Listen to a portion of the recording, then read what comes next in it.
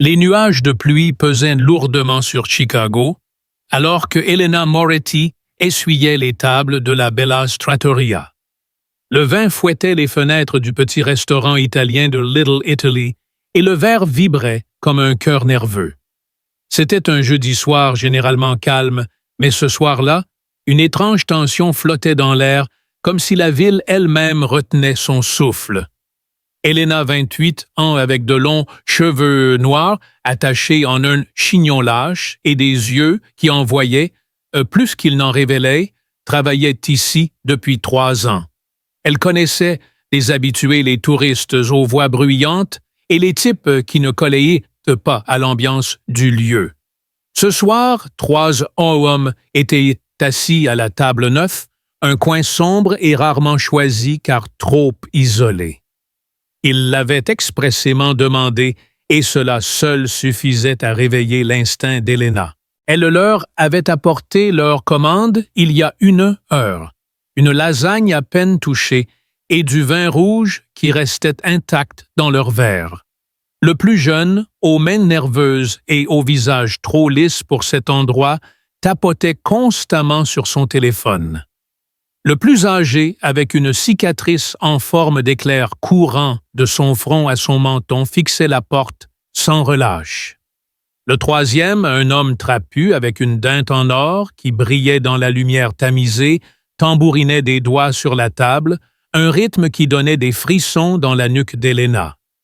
Elle essayait de se concentrer sur son travail, mais quelque chose chez ces hommes la hantait. Ce n'était pas seulement leur retenue ou leur façon de chuchoter, mais quelque chose de plus profond, de dangereux. « La table 5 a besoin de plus de vin », cria Giovanni, le maître d'hôtel, arrachant Elena à ses pensées. Elle saisit une bouteille de Chianti et se dirigea à travers le restaurant. Son chemin la fit passer près de la table 9 et elle ne put s'empêcher de ralentir les oreilles aux aguets. « Dès qu'il dira « santé », on frappera, entendit-elle le balafré murmurer.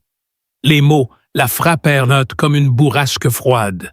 Sa main trembla légèrement alors qu'elle versait le vin pour un couple âgé à la table 5, mais son esprit s'emballait. Santé, un mot qui dans ce contexte n'était pas seulement un toast, mais une sentence de mort. Mais pour qui? La réponse arriva plus vite qu'elle ne l'avait anticipé.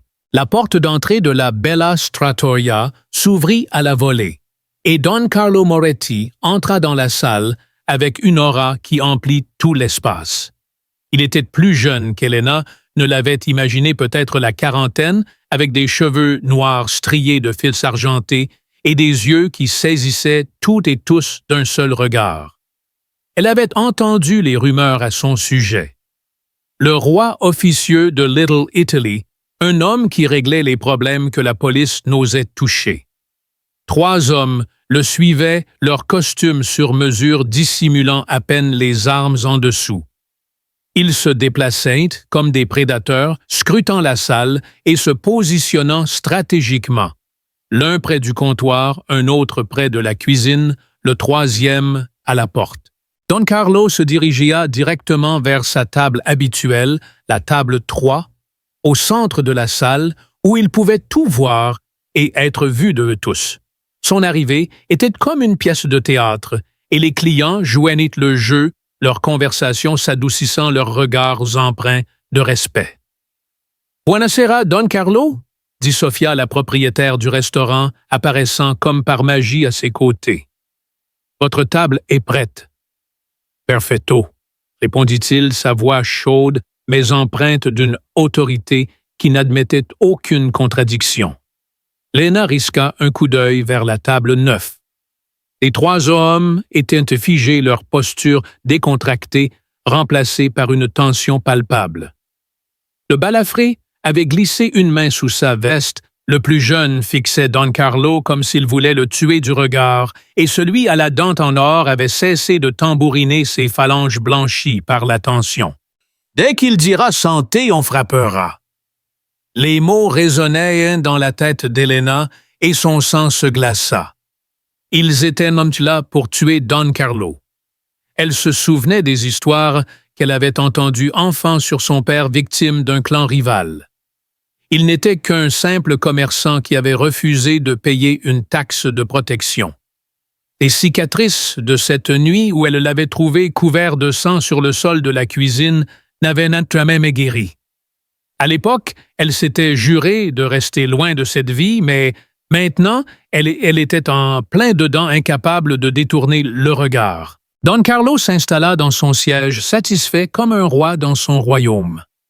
L'un de ses hommes se pencha vers lui et murmura quelque chose. Carlo hocha la tête et leva la main pour attirer l'attention de la salle.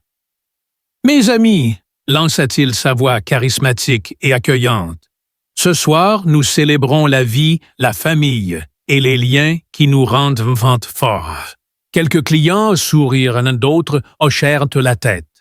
C'était une partie de l'expérience Don Carlo à la Bellas. Ces toasts spontanés qui donnaient à chaque convive le sentiment d'appartenir à quelque chose de plus grand. Elena vit comme au ralenti Don Carlo saisir son verre de vin. À la table 9, les trois hommes le bougèrent leurs mains, glissant sous leur veste, avec une précision témoignant d'une longue pratique.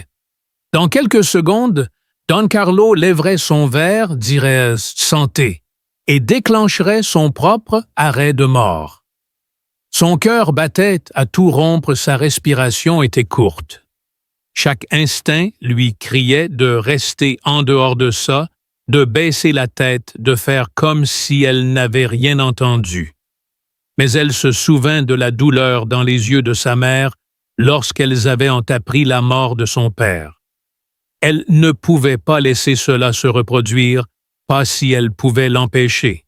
Sans réfléchir, Elena se mit en mouvement. Avec la grâce d'une serveuse chevronnée, elle glissa vers la table de Don Carlo, la bouteille de vin à la main, un sourire éclatant aux lèvres. Pour tous, elle semblait simplement faire son travail, servir l'invité important. « Don Carlo, » dit-elle doucement, « encore du vin pour votre célébration. » Il leva les yeux vers elle, et pendant un instant, elle ressentit tout le poids de son attention. Ses yeux étaient plus sombres qu'elle ne l'avait prévu, intelligents, scrutateurs. Elle pouvait voir les fines rides sur son visage, la montre coûteuse à son poignet, la coupe parfaite de son costume. « Bien sûr, ma chère, » dit-il levant son verre avec anticipation. C'était le moment. Dans quelques secondes, il porterait un toast à la salle et les hommes de la table 9 transformeraient le restaurant en champ de bataille. Elena se pencha pour verser le vin son visage près de son oreille.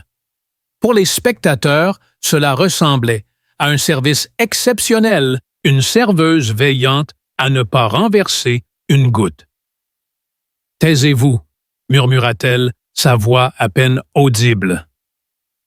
Don Carlo se figea son verre à mi-chemin. Ses yeux cherchèrent les siens, la transperçant d'une intensité qui lui coupa le souffle. Le restaurant sembla retenir son souffle. Tous attendaient le célèbre toast, partie intégrante de la légende de Don Carlo. Mais au lieu de cela, il abaissa lentement son verre et lui fit un léger signe de tête. « Peut-être, » dit-il posément, « devrions-nous savourer ce moment en silence ce soir. » À la table 9, les trois hommes échangèrent des regards perplexes. La main du balafré resta sous sa veste, mais une incertitude passa sur son visage. Le plus jeune consulta sa montre à nouveau, cette fois avec frénésie. Celui à la dent en or alternait ses regards entre Don Carlo et ses complices. Sans le signal qu'ils attendaient, ils étaient désorientés. Don Carlo leva légèrement son verre, mais au lieu de parler, il se contenta de saluer la salle d'un hochement de tête et prit une gorgée. C'était élégant, mystérieux et totalement inapproprié pour trois aspirants assassins qui attendaient un mot précis. Elena recula ses jambes, tremblait si fort qu'elle était stupéfaite de pouvoir tenir debout. Elle avait réussi. D'une manière ou d'une autre, elle avait empêché un meurtre sans que personne ne remarque ce qui venait de se passer. Mais Don Carlo savait. Lorsqu'elle s'éloigna de sa table, elle sentit son regard, perçut les questions qui s'accumulaient derrière ses yeux sombres. À la table 9, les hommes commencèrent à se lever précipitamment, jetant de l'argent sur la table et se dirigeant vers la sortie. Elena vit le balafré scanner la salle une dernière fois comme s'il mémorisait chaque recoin. Son téléphone vibra dans son tablier. Un expéditeur inconnu. « Tu as fait une erreur, Elena. » Son cœur manqua un battement. Elle regarda autour d'elle, mais tout le monde semblait absorbé par ces conversations. Une autre vibration. « Nous savons qui tu es. Nous savons où tu vis. » Ses mains tremblaient si fort qu'elle faillit laisser tomber le téléphone. Un troisième message apparut. « Ce n'est pas fini. » Don Carlo restait assis à sa table, ses doigts serrés autour de son verre de vin, comme s'il s'accrochait à sa propre sérénité. Derrière son sourire charmant, son esprit tournait à plein régime. Dans son monde, un murmure inattendu d'une étrangère signifiait généralement l'une de deux choses, trahison ou salut. L'art était de déterminer laquelle avant d'être mort. Il prit une autre gorgée de vin pour gagner du temps. La jolie serveuse au murmure urgent était passée à d'autres tables, mais il remarqua qu'elle le regardait furtivement. Plus important encore, il sentit ses propres hommes l'observer, attendant un signe de ce qui venait de se passer. « Oh, tout va bien, patron !» demanda Enzo, son garde du corps le plus fidèle, apparaissant comme par hasard à sa table. Pour les spectateurs, il semblait simplement vérifier si son patron avait besoin de quelque chose. En réalité, sa main était dans sa veste, les doigts serrés, autour d'un pistolet. « Parfait, » dit Don Carlo, avec juste assez de chaleur pour sembler naturel. « Je savoure juste le service ici. » Mais rien n'était parfait. Du coin de l'œil, il vit du mouvement à la table 9. Les trois hommes qu'il avait à peine remarqués en entrant étaient maintenant agités. Le plus jeune consultait son téléphone à plusieurs reprises. Celui à la dent en or regardait constamment vers la sortie. Don Carlo avait survécu 20 ans dans ce milieu grâce à son instinct et celui-ci lui criait maintenant que quelque chose clochait. La serveuse le savait aussi. « Mais comment? Enzo, dit-il doucement. Les trois hommes à la table 9, tu les as remarqués. » Le regard d'Enzo glissa vers le coin sans qu'il bouge la tête. « Oui, patron, ils boivent le même verre depuis 1 heure. Ils ont commandé à manger, mais n'y touchant pas. Des touristes qui ne ressemblent pas à des touristes, trop nerveux pour des locaux. » Don Carlo hocha légèrement la tête. Enzo voyait ce qu'il voyait. Des hommes qui n'avaient rien à faire ici. Des hommes avec un objectif qui n'avait rien à voir avec le célèbre risotto de Sofia. La serveuse réapparut cette fois à une table près de la table 9. Elle était épaisse, elle était douée dans son travail, se déplaçant avec une efficacité témoignant d'années de pratique. Mais Don Carlo remarqua autre chose. Elle se positionnait de manière à entendre les conversations à observer sans que cela soit évident. « Elle a déjà fait ça, » pensa-t-il. Elle a écouté. Cette pensée aurait dû le rassurer. Si elle avait entendu quelque chose qui l'avait poussé à le prévenir, cela signifiait qu'elle voulait le protéger. Mais dans le monde de Don Carlo, la protection venait souvent avec un prix. « Vito » appela-t-il doucement son concilière, qui était assis au comptoir surveillant tout le restaurant. Vito Russo, mince comme une ombre et tranchant comme un scalpel, conseillait la famille Le Moretti depuis 25 ans. Il s'approcha de son pas mesuré habituel. « Don Carlo, la serveuse qui vient de me servir. Qu'en penses-tu? » Les yeux bleus de Vito trouvèrent Elena immédiatement. Il l'observa pendant 1 minute entière, cataloguant chaque mouvement, chaque expression, chaque interaction avec les autres clients. « Elle a peur, dit-il enfin. Mais pas de nous, de quelque chose d'autre, de quelqu'un d'autre. Assez peur pour t'approcher, assez pour faire quelque chose de stupide ou de courageux. Parfois, c'est la même chose. » Don Carlo réfléchit. À la table 9, il vit les 3 hommes s'enfoncer dans un murmure de plus en plus animé. Le plus jeune secouait la tête tandis que le visage du balafré s'assombrissait. « Peut-être qu'elle travaille avec eux, » continua Vito sa voix à peine audible. « Peut-être que c'est un piège sophistiqué. Faire en sorte que tu lui fasses confiance. » Il n'eut pas besoin de finir sa phrase.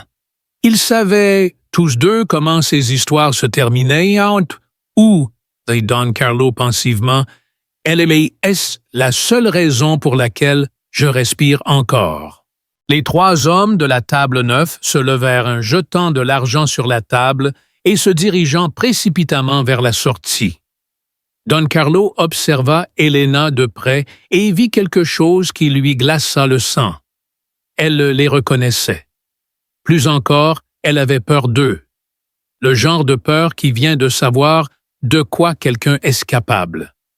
Les pièces du puzzle s'assemblaient, formant une image plus claire et plus dangereuse qu'il ne l'avait pensé au départ. « Vito, dit-il doucement, je veux que tu aies une conversation avec notre serveuse après la fermeture. Découvre ce qu'elle sait. Et si elle ment? » Le sourire de Don Carlo était aussi tranchant que du verre brisé.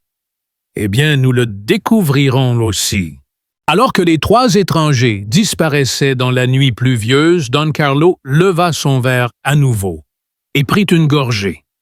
Quel que soit le jeu qui se jouait ce soir, il avait l'intention de le gagner. Mais d'abord, il devait comprendre les règles. Et la serveuse, au murmure urgent, allait l'aider, qu'elle le veuille ou non. La pluie s'abattait sans relâche sur Chicago et les rues brillaient comme du verre noir alors que le SUV filait dans la nuit. Elena était assise sur le siège passager, ses mains agrippant les bords du siège comme si elle pouvait maintenir le contrôle de la situation. Enzo, le garde du corps, le plus fidèle de Don Carlo, conduisait avec un calme qui contrastait fortement avec le danger qui les suivait. Ses yeux balayaient constamment les rétroviseurs à la recherche de poursuivants. Don Carlo était assis à l'arrière, son visage à moitié dans l'ombre, mais Elena sentait son regard comme s'il sondait ses pensées. Les événements à la Bella Trattoria remontaient à peine à 1 heure, mais il semblait appartenir à une autre vie. Après le départ des 3 hommes, Don Carlo l'avait convoqué après la fermeture. « Tu viens avec nous », avait-il dit sa voix, ne laissant aucune place à la discussion. Avant qu'elle ne puisse protester, Enzo l'avait doucement mais fermement conduite vers la sortie. Et maintenant, elle était là, piégée dans un monde qu'elle n'avait jamais voulu rejoindre. Son téléphone vibra à nouveau dans son tablier. Un autre message d'un numéro inconnu. « Tu ne peux pas t'échapper, Elena. Nous te trouverons. » Son cœur battait à tout rompre et elle pressa l'appareil contre sa poitrine comme si cela pouvait conjurer la menace. Don Carlo remarqua son mouvement. « Montre-moi, » dit-il, sa voix calme mais inflexible comme de l'acier. Tremblante, elle lui tendit le téléphone. Il lut le message, son expression resta impassible, mais ses yeux devinrent froids comme si quelqu'un avait actionné un interrupteur. « Ils savent où j'habite, » murmura Elena, sa voix se brisant presque. « Ils savent pour ma sœur Sofia. » Don Carlo lui rendit le téléphone. « Plus pour longtemps, » dit-il, et la finalité dans sa voix lui donna des frissons. « Nous allons nous en occuper. » Le SUV s'arrêta devant un manoir en périphérie de Chicago, une imposante structure de briquet rouge envahie de lierre comme un voile sur les secrets de la maison. Des caméras clignotaient dans les arbres et des hommes en costume sombre patrouillaient avec une précision militaire.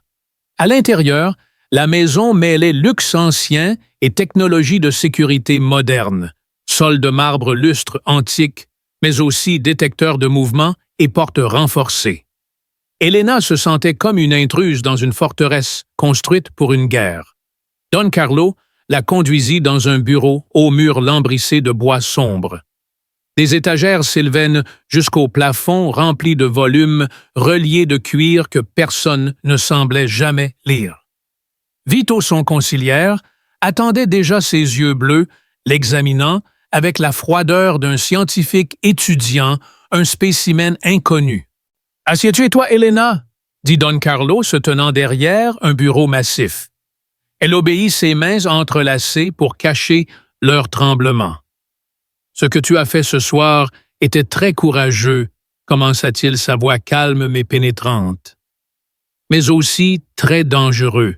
Je dois savoir pourquoi. » Elena déglutit difficilement. La vérité pesait comme une pierre dans son estomac, mais elle savait que mentir ne la sauverait pas. « J'ai entendu ce qu'ils ont dit, » commença-t-elle. « Les hommes à la table 9. Ils attendaient à peine que vous disiez « santé » pour vous tuer. » Elle hésita puis continua sa voix tremblante. « Je ne pouvais pas laisser cela arriver. Pas après ce qui est arrivé à mon père. » Les deux hommes échangèrent un regard rapide. « Ton père » demanda Vito, sa voix douce mais tranchante comme un scalpel. Elena hocha la tête, les yeux baissés sur le sol. Il avait une petite épicerie à Pilsen. Il y a 10 ans, il a refusé de payer une taxe de protection à la famille Russo. Une nuit, ils sont venus.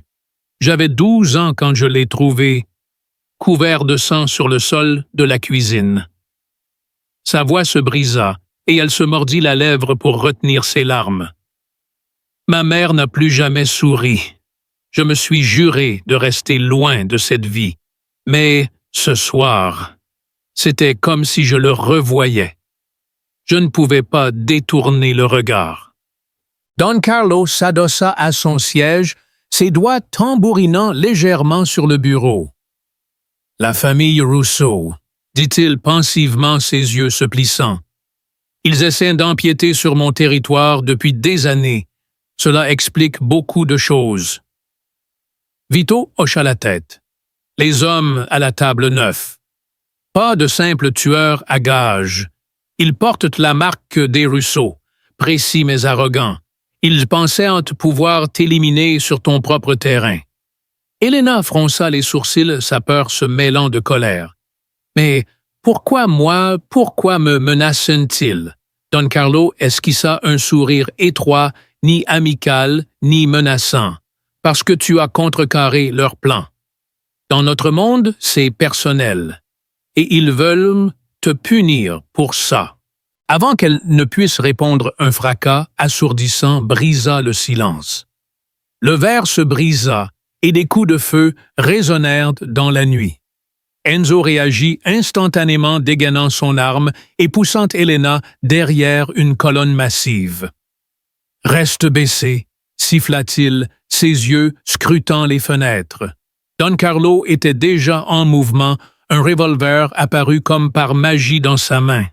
« Vite au rapport !» cria-t-il, sa voix tranchant à travers la panique comme un couteau. « 3 tireurs dehors !»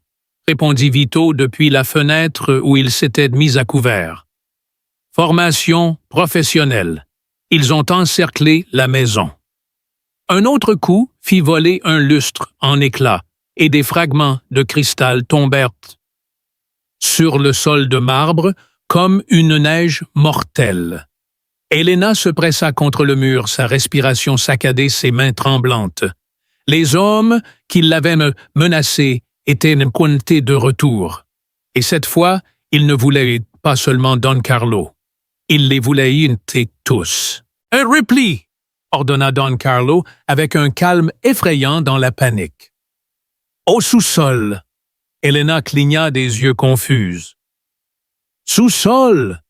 Fais-moi confiance !» dit-il, saisissant son bras avec une force qui n'admettait aucune discussion. Ils coururent à travers la maison Enzo et Vito, les couvrant leurs armes crachant du feu dans l'obscurité. Les assaillants étaient bien organisés, leurs tirs précis, mais les hommes de Don Carlo étaient meilleurs, entraînés, disciplinés, mortels. Arrivés au sous-sol, Don Carlo les guida vers une porte discrète, derrière un casier à vin qui s'ouvrit comme un passage secret. Les anciens tunnels d'approvisionnement, expliqua-t-il en déverrouillant la porte. Chicago en s'est rempli. Ils ont été construits il y a 100 ans pour la Prohibition et mènent à l'ancienne gare sous la ville. Les tunnels étaient humides et sombres, une odeur de terre de moisissure et de bois ancien pesait lourdement dans l'air. Don Carlo sortit d'une lampe de poche dont le faisceau dansait sur des murs moisis et des tuyaux rouillés. Derrière eux, des pas résonnaient. Les poursuivants avaient trouvé le sous-sol. « Plus vite !» pressa Vito, sa voix tendue, mais contrôlée. Elena trébucha sur un sol irrégulier, mais Don Carlo la rattrapa sa main ferme autour de son bras. « Tu vas y arriver », dit-il, et dans ses yeux brillait un étrange mélange de détermination et de confiance qui la poussa à continuer malgré sa peur. À la fin du tunnel, ils atteignirent une porte métallique rouillée donnant sur un puits de métro abandonné. Don Carlo ferma la porte derrière eux et la verrouilla avec un lourd loquet. « Ça nous donne du temps », dit-il en vérifiant son arme. « Mais pas beaucoup. » Elena haletait son cœur s'emballant alors qu'elle luttait contre la panique. « Et maintenant ?» demanda-t-elle sa voix, à peine un murmure. Don Carlo échangea un regard avec Vito. « Maintenant, dit-il, nous ripostons. » Il se tourna vers Elena, ses yeux perçants. « Tu m'as sauvé ce soir, Elena. Maintenant, j'ai besoin de ton aide pour en finir. » Elle le fixa la réalité de leur situation, la frappant comme un coup. « Je ne suis qu'une serveuse, » murmura-t-elle, mais les mots sonnaient creux même à ses propres oreilles. « Plus maintenant, » dit Don Carlo. « Tu es impliqué maintenant, que tu le veuilles ou non. » Ils s'échappèrent par un second tunnel qui les mena à une planque dans un coin tranquille de Lincoln Park. La pièce était spartiate mais fonctionnelle. Un bunker de guerre avec des cartes de Chicago étalées sur une table et des ordinateurs portables affichant des images de surveillance de la Bella Trattoria et d'autres endroits de la ville. Elena s'assit dans un coin, ses pensées, un tourbillon de peur, de colère et de souvenirs de son père. Don Carlo s'agenouilla devant elle, sa présence emplissant la pièce. « Elena, je ne vais pas te mentir. Ce que tu as fait ce soir t'a mise en danger. Mais ça t'a aussi valu mon respect, et dans mon monde, ça veut dire quelque chose. » Il sortit un petit appareil de sa poche, pas plus grand qu'une oreillette, et le lui tendit. « C'est un traceur et un communicateur. Tu le porteras quand nous ferons notre prochain mouvement. » Elena fronça les sourcils, ses doigts se refermant sur l'appareil. « Prochain mouvement. » Vito s'avança, sa voix calme mais ferme. « La famille Russo a fait une erreur en te menaçant. Ils pensent que tu es un maillon faible. Nous allons leur montrer qu'ils ont tort. » Don Carlo hocha la tête. « Dans 3 jours, la famille Russo organise une gala de charité au Grand Plaza Hotel. 6 Cents invités, une couverture parfaite. Nous les y attendrons. » Elena sentit son estomac se nouer. « Que dois-je faire ?» demanda-t-elle, sa voix plus ferme qu'elle ne l'aurait cru. Don Carlo sourit un sourire à la fois rassurant et dangereux. Tu seras toi-même, Elena, mais cette fois avec un plan. Il expliqua la stratégie, elle irait au gala comme accompagnatrice de Don Carlo, visible mais protégée. Les 3 hommes, le balafré le plus jeune et celui à la dent en or, saisiraient l'opportunité pour tenter de l'enlever, pensant atteindre Don Carlo à travers elle. Mais Don Carlo avait des hommes à chaque sortie, chaque escalier, chaque couloir de service. Ils penseront qu'ils ont l'avantage, dit Vito, dépliant une carte de l'hôtel. Jusqu'à ce que nous refermions le piège. Elena hocha lentement la tête, ses pensées revenant à son père. « Je veux qu'ils payent, » dit-elle doucement, sa voix brûlante de colère contenue. « Pour ce qu'ils ont fait à mon père, pour ce qu'ils ont essayé de me faire. » Don Carlo posa une main sur son épaule, son contact étonnamment doux. « Ils paieront, mais tu dois être forte. En es-tu capable? » Elle plongea son regard dans le sien, la peur toujours présente, mais sous-jacente, une nouvelle flamme brûlait, une détermination venue du plus profond d'elle-même. « Oui, dit-elle. Je peux. » Les heures suivantes furent consacrées à apprendre les bases. Enzo lui montra comment utiliser le traceur, comment appliquer des techniques simples d'autodéfense, un coup rapide à la gorge, un coup de pied au genou. « Garde la tête haute, les épaules droites, » dit-il, sa voix rauque mais patiente. « Si tu as l'air faible, ils le sentiront. » Vito lui remit d'une carte détaillée du Grand Plaza Hotel, marquant les sorties, les zones sécurisées, les couloirs cachés. « Tu ne seras jamais seul, » promit-il, ses yeux fixés sur elle. « Mais tu dois faire comme si tu l'étais. » Elena hocha la tête, ses mains ne tremblaient plus. La peur était toujours là, mais elle avait maintenant un but, une raison de continuer. Alors que la nuit tombait, Elena se tenait près de la fenêtre de la planque, regardant l'obscurité pluvieuse. Les lumières de Chicago scintillaient au loin, mais elle se sentait plus éloignée que jamais de son ancienne vie. Elle pensa à son père, à ses derniers mots. « Sois courageuse, Elena. » À l'époque, elle n'avait pas compris ce qu'il voulait dire, mais maintenant, elle le ressentait dans chaque fibre de son être. Le courage n'était pas l'absence de peur, mais la décision d'agir malgré elle. Et elle avait décidé. « Dors un peu, » dit Don Carlo, apparaissant derrière elle, sa voix douce mais ferme. « Demain, nous te préparerons. Le gala marquera le début de leur fin. » Elena se tourna, ses yeux rencontrant les siens. « Et pour moi, qui suis-je quand tout cela sera fini? » Don Carlo resta silencieux un moment, puis dit « Cela dépend de ce que tu veux. Mais une chose est sûre, après cette nuit, tu ne seras plus jamais juste une serveuse. » Ces mots résonnèrent en elle, alors qu'on la conduisait dans une chambre d'amis où un lit bien trop grand pour son petit monde l'attendait. Mais lorsqu'elle ferma les yeux, ce n'était pas l'obscurité qu'elle voyait, mais le visage de son père, et elle savait qu'elle ne pouvait pas revenir en arrière. Pas maintenant, plus jamais. La nuit était silencieuse, mais dans son cœur, une tempête faisait rage, la propulsant vers un voyage dont elle ignorait l'issue. Le Grand Plaza Hotel de Chicago resplendissait comme un palais, ses lustres de cristal projetant une lumière scintillante sur les sols de marbre du grand salon de bal.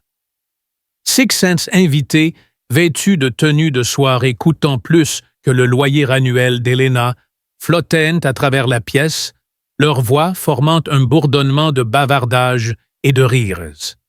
Elena se déplaçait dans une robe noire qui épousait ses courbes, mais sous cette façade élégante, son cœur battait comme un oiseau en cage.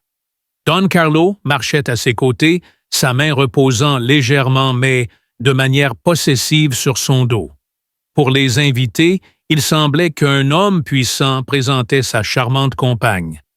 La vérité était bien plus dangereuse. « Respire », murmura Don Carlo, sa voix douce mais ferme. « Tu es parfaite. » Elena hocha légèrement la tête, ses doigts serrant la petite pochette où était caché un minuscule traceur. « Qu'il nous observe », chuchota-t-elle, prenant un verre de champagne au passage d'un serveur. L'oreillette minuscule dans son oreille grésilla légèrement alors que la voix de Vito se faisait entendre, entrée sud-est près de la porte de service. Le balafré vient d'arriver. Il se fait passer pour un invité, mais il scrute les sorties. Don Carlo sourit sans détourner les yeux de la foule. Ponctuel comme toujours, il la guida vers la piste de danse où un orchestre jouait un valse. « Enzo Rapport », dit-il doucement alors qu'il se mouvait au rythme de la musique. Le plus jeune est dans le hall prétendant utiliser son téléphone, répondit la voix. Celui à la dent en or attend dehors dans une voiture noire moteur allumé. Don Carlo hocha la tête. Ils sont déterminés. Bien. La gala de charité battait son plein les riches donateurs, enchérissant des fortunes pour des œuvres d'art et des voyages, tandis que les serveurs circulaient avec des canapés et du champagne. C'était de la couverture parfaite pour des chasseurs traquant leur proie. Maintenant vient la partie difficile, dit Don Carlo, sa voix à peine audible par-dessus la musique. Dans 5 minutes, je m'excuserai pour prendre un appel. Tu seras seul pendant exactement 10 minutes. 10 minutes pour piéger 3 tueurs. 10 minutes pendant lesquelles ils penseraient avoir leur chance. Ses yeux sombres trouvèrent les siens et elle y vit de la détermination. N'oublie pas, ils ont besoin de toi vivante. Tu es leur clé pour m'atteindre. Elena hocha la tête, la gorge sèche. Et si quelque chose tourne mal? Don Carlo sourit, un mélange de chaleur et d'acier. Rien ne tournera mal. Tu n'es pas seul. Il la fit tournoyer élégamment alors que la valse atteignait son apogée puis la rapprocha de lui.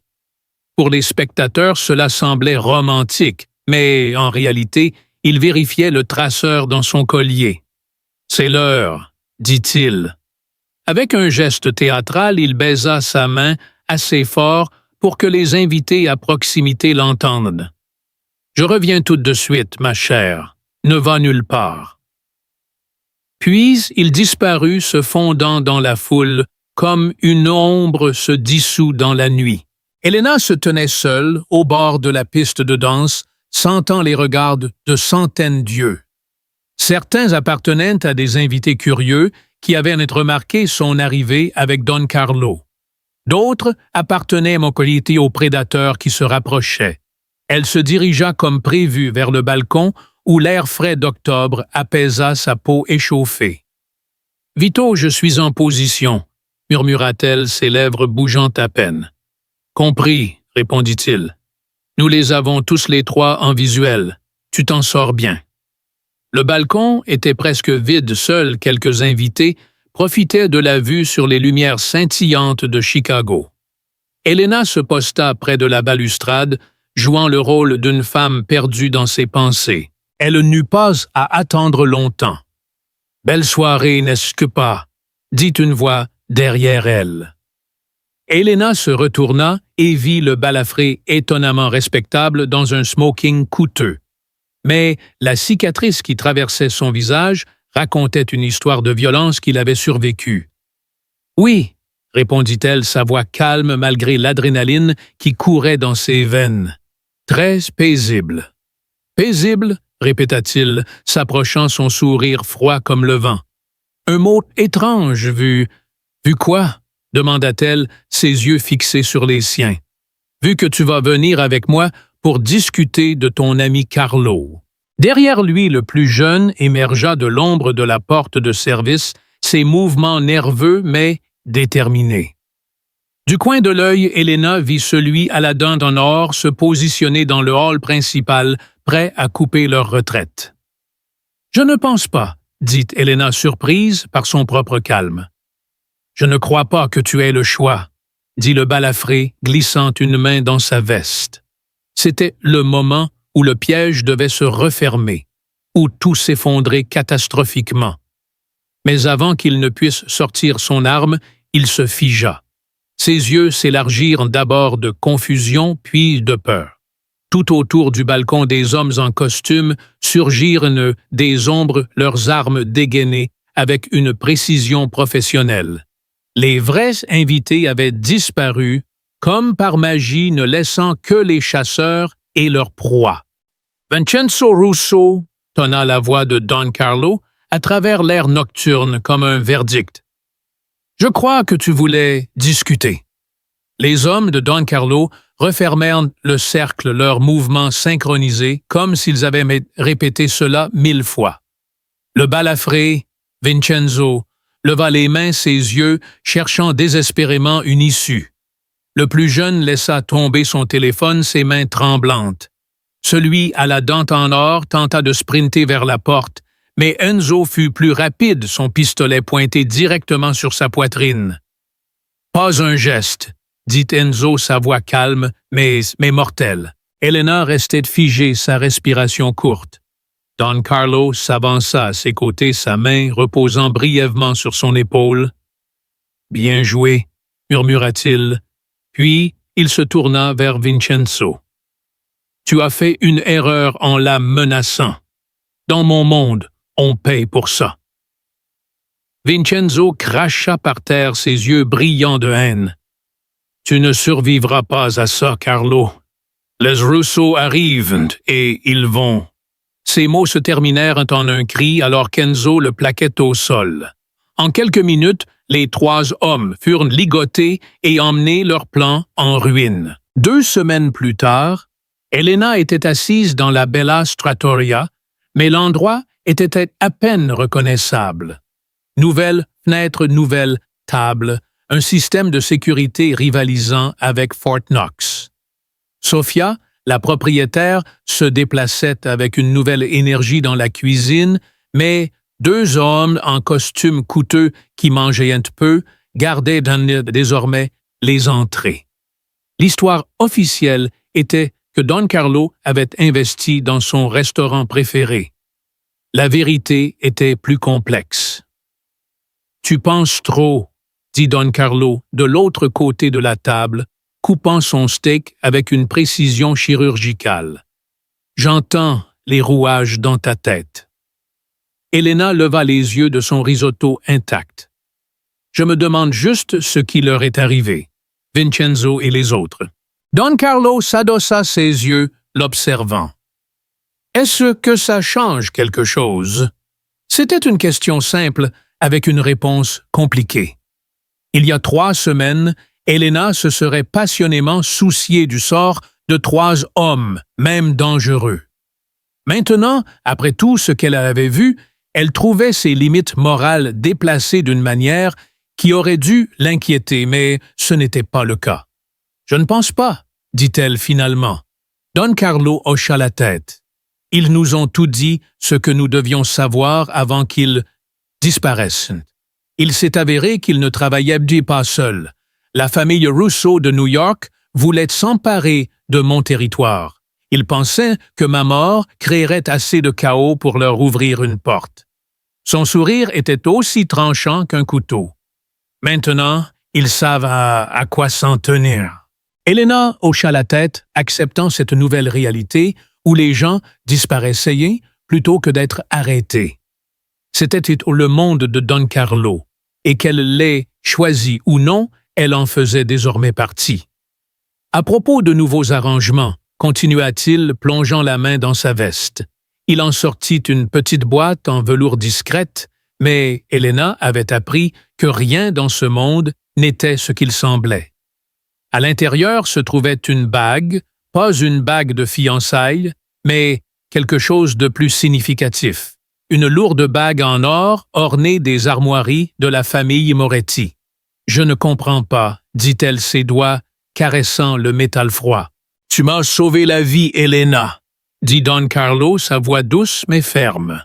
« Mais plus que ça, tu as prouvé que tu étais intelligente, courageuse et loyale quand ça comptait. Ce sont des qualités que je ne prends pas à la légère. » Elle tourna la bague dans ses mains, sentant son poids.